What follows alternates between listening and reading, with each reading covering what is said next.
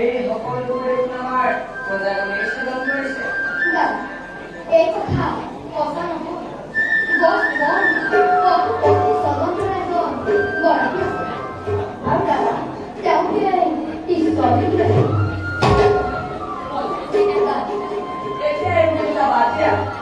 আমি সকলোৱে জোৰপালে বলা নাই কি গৈ আছে বিৰাট হৈ থকা ৰাজসমূহ এটা এটাকৈ কাৰেৰে দিছে। কিমান যে ভাল লাগিব নহয় বাৰু আমি সকলোৱে ধন্যবাদ লৈ নিগৰালৈ যাওঁ। নিগৰে কৰাৰো গণক পশুকে দিবস কৰা মহাকা তোমাক মোক যিজন ঈশ্বৰে স্বৰ্গলৈ ভাই সেই পশুবিলাককো একেজন ঈশ্বৰে স্বজন কৰিছে। গতিকে ভাই ঈশ্বৰে স্বজন কৰা সকলো বস্তুকে নিজৰ জীৱনতে ত্যাগ কৰিব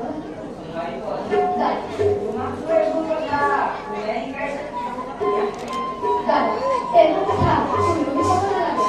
শুদ্ধ মনে শুদ্ধ চিত্তে চিন্তা কৰিলে এইবোৰ কথা শুনিব পাৰি।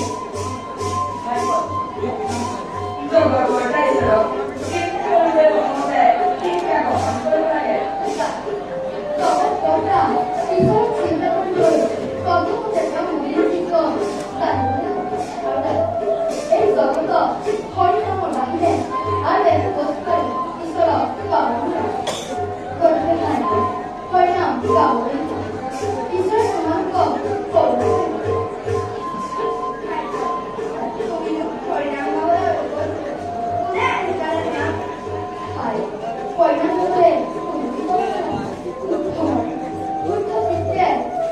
চিন্তা কৰিলে পৰিণাম আপোনা আপুনি